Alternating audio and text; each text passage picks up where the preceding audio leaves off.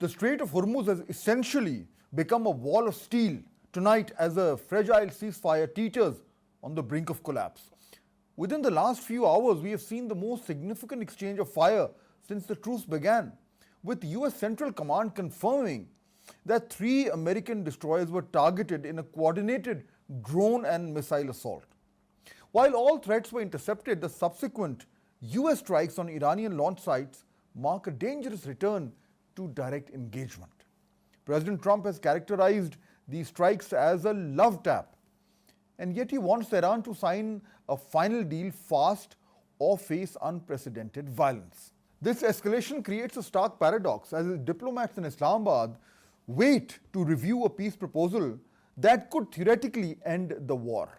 The crux remains whether Washington will lift the maritime blockade before settling the nuclear issue. As shipping firms declare the strait effectively closed, we are left at a crossroads. Is this the final spasm of violence before peace, or the start of a much larger conflict, or is peace about to break out? So to go over this latest situation and understand what is happening in Iran right now, we are joined by Dr. Ahmad Selehi. He's a professor at Tehran KNTU University. He's also an expert in international financial systems and has served as advisor to Iran's National Trade Promotion Organization, as well as an advisor to Russian and Iranian banks. Dr. Ahmad Selehi, welcome to our show. Thank you for having me, dear Fahd. So now the situation where we understand is that the Americans are now waiting for a final proposal from the Iranian government through Pakistan. I was just reading a statement by the American Secretary of State, Marco Rubio, where he is saying that they're expecting something very serious from the Iranian side. So that sounds to me, Dr. Salehi, that the Americans are actually hoping that they get a proposal that they could at least work on, if not accept. What is your assessment? What kind of a proposal will Iran be giving to the US through Pakistan? Yes. Actually, when last year Iran was negotiating with Americans with regard to the nuclear issue, Iran was attacked. Even in February and in March also, it was the same as in the middle of the negotiations. Iran. Let me just reconfirm something. You're saying, Dr. Salehi, that in this proposal that we are expecting to be handed out to Pakistan for onward sending to the Americans, that there will be no mention of anything to do with the Iranian nuclear program. If that be the case, do you think there will be anything else in the proposal that would make it more acceptable to the Americans? Because from their side, they've been very categorical in saying that, for them the nuclear issue is the central tenet of this whole negotiation. So if that is not on the table at this stage, then what can Iran offer which would convince the Americans that they're okay and ready for some kind of a deal to end this war? Actually, the realities of the war after 40 days is the main parameter that will impose its power to both parties, Iranians and American, to de-escalate. Maybe Americans decide go to the path of escalation, and I think after F-22, after F-35, after Abraham Lincoln, after Gerald Ford, and all of those powers, I don't think that they have something new in their armada to be surprising for the Iranians. So the approach which is taken by the Iranian authorities, as I said, is after a real experience of war, because before this war, everybody was skeptical. Everybody was worried that how a war with the United States would look like.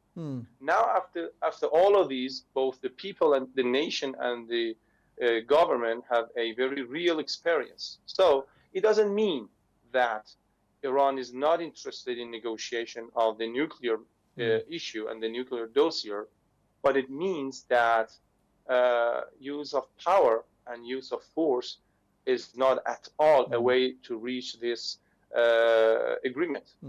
Please pay attention that the 60% uranium enrichment during all the last year or the recent years has not ever been a red line for Iran. I mean, Iran was negotiating on somehow depleting or maybe delivering these uraniums before the war. But now after the wars, the stance of Iranians is a little bit more rigid, more stable. I mean, okay, then can you help me understand? So if the nuclear issue is not part of this proposal that we are talking about, and perhaps what was being reported by some media platforms that those negotiations would be done at a later stage, would Iran be at this particular stage be ready to offer something on how to regulate traffic from the Strait of Hormuz? Yes. Actually, Iran has officially declared an email, and those captains and those ship owners are already in communication with the Iranian authorities, and the instructions have been told to them. Iran has never claimed that it wants to close the Strait of Hormuz, because this is an asset to the international economy and global trade, and it's also a valuable asset to Iran itself, which has not been using this tool for the past 25 years and engaging with all of those useless negotiations with the Americans. Now Iran has understood that they have their own cards, as the American president always mentioned, that you need to have cards to be successful in international relations. So Iran is even now, there are a lot of Pakistani ships, Chinese ships, and tankers, I mean, that are passing the Strait of Hormuz, but only after being regulated by the Iranian Sepah Navy and the Iranian Authority. And also, I need to add that one item which is in the Iran's proposal now is that these negotiations for ending the war, which has the focus on those areas which I already mentioned, needs to be wrapped up in 30 days. In the American proposal, it was mentioned 60 days. So it means that Iran is not going to give a lot of time to the Americans to rebuild their military in the region and attacking Iran again. But after these 30 days, if everything goes well, Iran is ready to also open the dossier of the nuclear issue as well. And as I said, Iran is completely ready to engage in any form of inspections, in any form of bringing trust to all parties that Iran is not seeking a nuclear weapon. And from a technical point of view, it is achievable.